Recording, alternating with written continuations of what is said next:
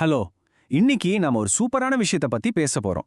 பல பேருக்கு தெரிஞ்ச மாதிரி இருந்தாலும் முழுசா புரியாத ஒரு கான்செப்ட் இது.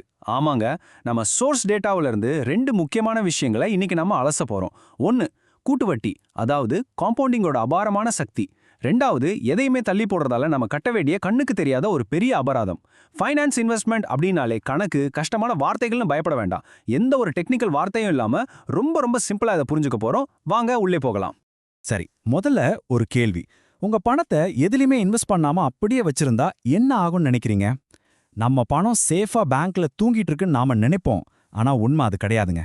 நீங்க முதலீடு செய்யாம வெயிட் பண்ற ஒவ்வொரு நிமிஷமும் உங்களையே அறியாம நீங்க ஒரு பெரிய விலைய கொடுத்துட்டு இருக்கீங்க. இது பேங்க்ல உங்க அக்கவுண்ட்ல இருந்து கட்டாகிற சார்ஜ் கிடையாது. நீங்க எதிர்காலத்துல சம்பாதிக்க வேண்டிய லாபத்தை இழந்துட்டு இருக்கீங்க. இதை தான் நாங்க காத்திருப்பதன் விலை அப்படின்னு சொல்றோம். இந்த கண்ணுக்கு தெரியாத பெனால்டி உங்க ஃபியூச்சரை எப்படி பாதிக்குதுன்னு இப்ப நாம பார்க்கலாம். பகுதி 1. கூட்டு வட்டியின் சக்தி, அதாவது பவர் ஆஃப் காம்பவுண்டிங். காம்பவுண்டிங் அப்படிங்கிறது உலகத்தோட 8வது அதிசயம்னு ஆல்பர்ட் ஐன்ஸ்டீன் சொன்னதா ஒரு ஃபேமஸான கோட் இருக்கு. ஆனா இதை புரிஞ்சுக்க நீங்க ஒரு பெரிய ஃபைனான்ஸ் எக்ஸ்பர்ட்டா இருக்கணும்னு அவசியமே இல்லை. ஒரு சின்ன உதாரணம் சொல்றேன் கேளுங்க. காம்பவுண்டிங் அப்படிங்கிறது ஒரு பனிமலை மேலேருந்து கீழே உருண்டு வர ஒரு பனிப்பந்து மாதிரி, அதாவது ஸ்னோபால். கற்பனை பண்ணி பாருங்க, உங்க கையில ஒரு சின்ன பனிப்பந்து இருக்கு. அதை ஒரு பெரிய நீளமான பனிமலையோட உச்சியிலேருந்து கீழே உருட்டி விடுறீங்க. ஆரம்பத்துல அது ரொம்ப சின்னதா மெதுவா தான் உருளும். ஆனா கீழே போக போக வழியில இருக்கிற பனியெல்லாம் அது தனக்குள்ள இழுத்துக்கிட்டே வரும். நேரம் ஆக ஆக அது நினைச்சு பார்க்க முடியாத அளவுக்கு பெருசாவும் ரொம்ப வேகமாவும் மாறும். அந்த சின்ன பனிப்பந்து தான் உங்க பணம். அது தானாவே பல மடங்கு பணத்தை உருவாக்குறதுக்கு பேர் தான் காம்பவுண்டிங். இந்த பனிப்பந்து கான்செப்டை கொஞ்சம் பிரிச்சு பார்ப்போம். ஃபர்ஸ்ட், ஒரு சின்ன கைப்பிடி அளவு பனியோட ஆரம்பிக்கிறீங்க. அதுதான் உங்க முதல் இன்வெஸ்ட்மெண்ட். அத மலையிலிருந்து கீழே தள்ளி விடுறீங்க. போக போக உங்க அசல் பணத்துக்கு கிடைக்கிற வட்டி திரும்பவும் ஒரு வட்டியை உருவாக்கும். இதுதான் அந்த பனிப்பந்து தானாவே அதிக பனியை சேர்க்கிற கட்டம். இங்க ரொம்ப முக்கியமான விஷயம் என்ன தெரியுமா? அந்த பனிப்பந்து எவ்வளோ பெருசா மாறுதுங்கிறது நீங்க ஆரம்பத்துல எவ்வளோ பெரிய பந்தை உருட்டி விட்டீங்க அப்படிங்கிறதுல இல்ல, அந்த மலை எவ்வளோ நீளமானது அப்படிங்கிறதுல தான் இருக்கு. இன்வெஸ்ட்மெண்ட்ல இந்த மலையோட நீளம் அப்படிங்கிறது நேரம், அதாவது டைம். இந்த மேஜிக் நடக்கிறதுக்கு மிக முக்கியமான மூலப்பொருளே இந்த நேரம் தான்.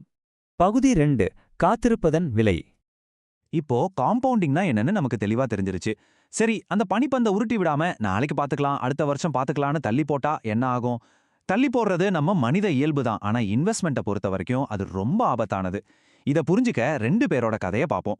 முதலீட்டாளர் ஏ. இவரு எதையுமே தள்ளி போடாதவர். சீக்கிரமாவே தன்னோட சின்ன பனிப்பந்தை உருட்டி வித்துட்டாரு. இன்னொரு பக்கம் முதலீட்டாளர் பி. இவருக்கும் இன்வெஸ்ட் பண்ண ஆசைதான். ஆனா இப்போ நிறைய செலவு இருக்கு. ஒரு 10 வருஷம் கழிச்சு பொறுமையா ஆரம்பிக்கலாம்னு வெயிட் பண்றாரு. இவங்க ரெண்டு பேரோட முடிவும் எதிர்காலத்துல எவ்வளோ பெரிய வித்தியாசத்தை உருவாக்குதுன்னு பாருங்க. டைம் அப்படிங்கிறது எவ்வளோ பெரிய ஃபேக்டர்னு இங்க தான் உங்களுக்கு தெளிவா புரியும். முதலீட்டாளர் ஏ வருஷா வருஷம் ஒரு குறிப்பிட்ட தொகையை தொடர்ந்து இன்வெஸ்ட் பண்ணிட்டே வராரு. 10 வருஷம் கழிச்சு முதலீட்டாளர் பியும் அதே தொகையை இன்வெஸ்ட் பண்ண ஆரம்பிக்கிறாரு. ஒரு 30-40 வருஷம் கழிச்சு பாத்தீங்கன்னா ரெண்டு பேரும் இன்வெஸ்ட் பண்ண மொத்த அசல் தொகையில பெரிய வித்தியாசம் இருக்காது. ஆனா ஃபைனலா அவங்க கையில கிடைக்கிற லாபத்தை பார்த்தா நிஜமாவே தலை சுத்திரும். முதலீட்டாளர் ஏ ரொம்ப கம்மியான தொகையை முதலீடு செஞ்சிருந்தாலும் அவர் சீக்கிரமா ஆரம்பிச்சதால அவரோட பணம் பல மடங்கு அதிகமா வளர்ந்திருக்கும். இந்த ரெண்டு பேருக்கும் இடையில இருக்கிற இந்த மிகப்பெரிய மறுக்க முடியாத கேப்பை தான் நம்ம காத்திருப்பதன் விலைன்னு சொல்றோம். இதுதான் நிதர்சனமான உண்மை. நீங்க ஒரு 10 வருஷம் லேட்டா ஆரம்பிச்சா முதலீட்டாளர் ஏவோட லாபத்தை ரீச் பண்றதுக்கு நீங்க பல மடங்கு அதிகமா பணத்தை இன்வெஸ்ட் பண்ண வேண்டியிருக்கும். நீங்க இழந்த அந்த 10 வருஷம் வெறும் டைம் கிடையாது, அது உங்க பணிப்பந்து பல மடங்கு பெருசாவதற்கான வாய்ப்பு.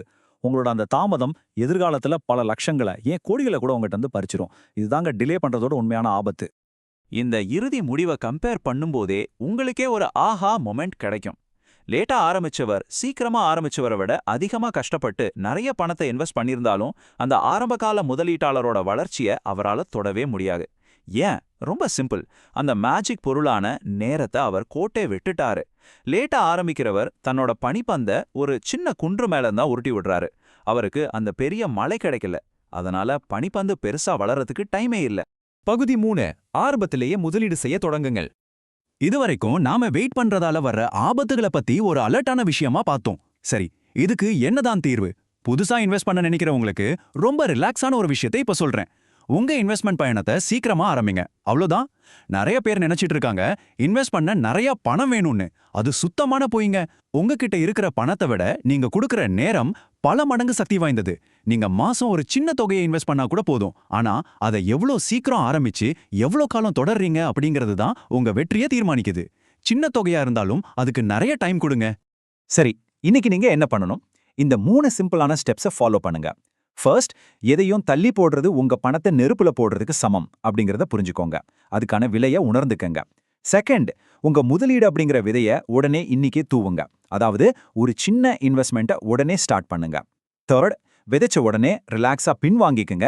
மீதி இருக்கிற எல்லா கஷ்டமான வேலையும் நேரம் உங்களுக்காக பார்த்துக்கும். அந்த பனிப்பந்து தானாவே உருண்டு பெரிய மலையா வளர்றத நீங்க கண் முன்னாடியே பார்க்கலாம்.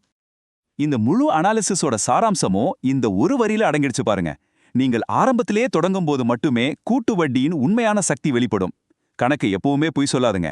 அதை நமக்கு சாதகமா மாத்திக்க ஒரே வழி சீக்கிரமா செயல்படுறது தான். நீங்க எவ்வளோ சீக்கிரம் ஆரம்பிக்கிறீங்களோ அவ்வளோ சீக்கிரம் உங்க பணம் உங்களுக்காக வேலை செய்ய ஆரம்பிக்கும். நேரம் அப்படிங்கிற நண்பனை உங்களுக்காக வேலை செய்ய வைக்கிறது தான் வெற்றியோட சீக்ரெட். இறுதியா உங்களை நீங்களே கேட்டுக்க வேண்டிய ஒரு ரொம்ப முக்கியமான கேள்வி இதுதான். உங்க இன்வெஸ்ட்மெண்ட்டை தள்ளி போடுறதால இன்னைக்கு நீங்க உங்களுக்கே தெரியாம எவ்வளவு பெரிய விலையை கொடுத்துட்டு இருக்கீங்க. உங்க எதிர்காலத்தோட செல்வத்தை இன்னைக்கே நீங்க தான் தீர்மானிக்கணும். அதனால வெயிட் பண்றதை நிறுத்திட்டு இன்னைக்கே உங்க பணிப்பந்தை உருட்டி விடுங்க. இந்த எக்ஸ்பிளைனர் உங்களுக்கு ரொம்பவே யூஸ்ஃபுல்லா இருந்திருக்கும்னு நம்புறேன். உங்க ஃபினான்ஷியல் ஃப்ரீடம் பயணம் இன்னைக்கே இப்போவே தொடங்கட்டும்.